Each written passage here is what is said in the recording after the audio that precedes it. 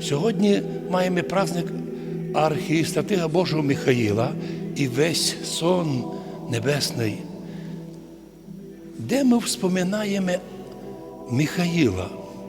По преданню церковному, коли ішли із Єгипта люди Божі, євреї, і їх вів впереді архістратиг Михаїл. Впереді днем стовп дима був, а ночью этот стовп дима був світящийся, горящий. І так народ Божий мав перед собою некого вождя, архістратига Михаїла.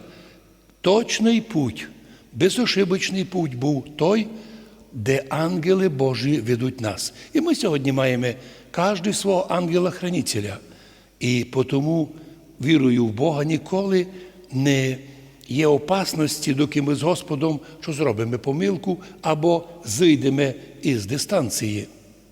Сьогодні би стоїло ще упом'янути Михаїла, котрий веде євреїв через Чорне море. Хто молиться і знає канон Иисусу Сладчайшему, во глубине постола иногда фараоницкое все воинство преображенная сила, воплощаяся слово всеслобный гріх истребило єсть. Во глубині моря розпростер ангел, архангел Михаїл, всіх тих воїнів преоруженная сила, до зубів були озброєні, а волна їх накрила, і там лягли всі на дні моря.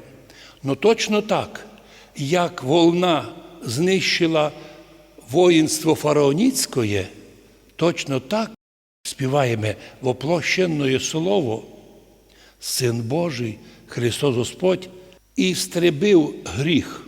І так Христос прийшов у сей мір, щоб істребити гріх. Точно так, як вода заляла воїнство, так сила Божя заливає всі наші гріхи, котрі ми совершили, нам прощаються по вірі в Ісуса Христа.